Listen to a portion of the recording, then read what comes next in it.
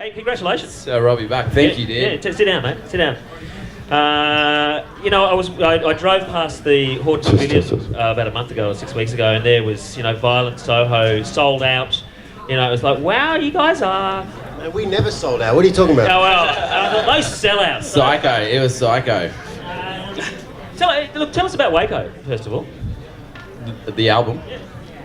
Or the place. 1993 Texas siege. No.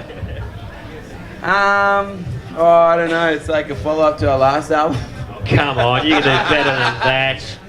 Luke, this is Luke. Luke's take over, mate. Take over. We recorded Waco much throughout 2015. Is that right? Yeah. And it was a follow-up for Hungry Ghost. Okay, I'm going to start this again. Tell me about Bryce, who... Bryce. Yeah. Who was the... So Bryce was... We first met Bryce when we first started our band. Oh, so what's that, 2000? I don't know. We first recorded with him in 2005, I think. Which is a few years after we'd already started. And he's just this local producer who did a lot of punk bands. He had his own studio called Zero Interference. He's a massive Steve Albini fan. Yeah, no, for people who don't know Steve Albini, he's an absolutely no compromises producer with a high level of technical proficiency. And in saying that, the studio was called Zero Interference. So his idea was he does zero interfering with the band's process. He just recorded it live. And we started recording with him in 2005. Yeah. But he went out of business and went and started lopping trees. So we got him out on his holidays. He booked 4 weeks holidays to make our last album, and it ended up going pretty good. So we did another one, and we got him to do it again because, it's just, it works well for us, like not leaving our hometown of Brisbane. We like the humidity. It's good for Luke's voice. There's some hindsight now because the studio, the shed that we were recorded in with a guy named Derek Mudge, plays in a band called Screenfeeder, is being knocked down in like a month. So we've done our two last records with Bryce and Derek in the shed in Albion in Brisbane, and we won't be able to do another record there, which is a shame. So yeah. Why is it being knocked down? The owners sold the whole lot. So come on, mate, it should be a museum. It's fantastic. Yeah, no, it's like a real workhorse of a studio. It was literally a shed. And it's a bit more common these days with engineers who don't have heaps of, millions of dollars to set up this amazing room. They literally rent out a shed and they build a studio inside it so they can get the right acoustics and build it with all the materials they like. And so the guy who runs it lived there for 10 years. And he built it, he hand built it. He literally built the walls. He put in the bathroom. Piece by piece, everything, even all the processes and everything that's in the studio.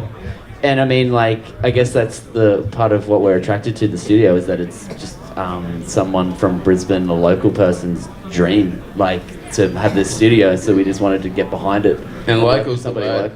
Local's the word when it comes to what we're doing, because we didn't expect to get to do Hungry Ghost, let alone Waco. So the best part about both those albums were that everyone who worked on it was from Brisbane, including the people that actually built the studio. The plasters from a Bunnings in Brisbane, quite literally everything. So, and it's really important to us because we grew up in a music scene where, there was no hope in this ever happening to us. There was, of course, Powderfinger, and then later on a band like the Greats, but it's not like, it is down or was down in Sydney before they shut it up, and Melbourne, etc. So, there was just no hope. And for our last record, which we keep saying this will be the last one, so we better do it, it's rad that we got everyone involved from Brisbane. So mixed, produced, mastered, engineered, recorded and played by everyone in Brisbane. Also just people from the scene that we were from as well, when we started out,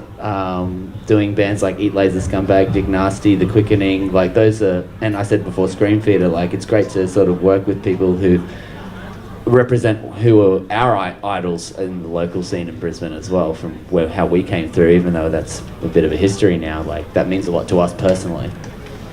All right, questions down here. Angela. Guys, given how hard it is for anyone to get live experience now, particularly in New South Wales and so forth, what would you say to bands trying to crack through? What would you say to bands trying to crack it? Well, To the max. I'd say don't. Wow. like, and the reason why I say that is because to us, trying to crack it, I think, is setting yourself up for failure. To us, like, we play the exact same show and have for 13 years, whether there's 330, 300, 3,000 people. And I think, like, the idea of success happened for us when we played Rick's in Brisbane, which only fits, well, at the time, 50 people. And it took us like 3 years to play there. That was our goal. Yeah. And you will not believe how hard it was to get a gig of that damn fucking Rick's. So, but we did it, and we were happy. We were just as happy as we are now. Seriously, like. Yeah, I'd love to say that, like, if you know, if you don't enjoy it, you know, get out of the way, basically. Yeah. It's funny, like, we have bands now, you know, I'm like, oh, how do you do it? How do you break through? And then we say, how many tours you done? Oh, not much, just did some local gigs. And it's like, oh, well, what you have to do is actually just do it. And they go, oh, what do you mean? It's like, oh, you know, like, buy a van, get gigs. House party. Play like, literally anything anything that's available. Yeah, people just expect it to be much easier than it actually is. The successful thing in music... Oh, sorry. No, you're right. I was just going to say that it's what Ian Mackay, I saw him say this once and I 100% agree with it. It's the success in music is playing music and everything else is on the periphery. So if you're doing it, that's the whole point. So you're successful for doing it, even if you're just playing by yourself in your room. The Violent Soho Guide to Success, the deep philosophy here this evening that we're getting. Quick question from down here. So congratulations, fellas. Jacko from Breakfast Central. You talk about just like this is our last album, this is our last album. You know, you worked so hard. Was there a distinctive moment when you all gave each other a phone call during a room going, holy crap, I think this is going to hit. I think you have got pushed the envelope far enough. I think this is going to go somewhere. Was it that mixed bag?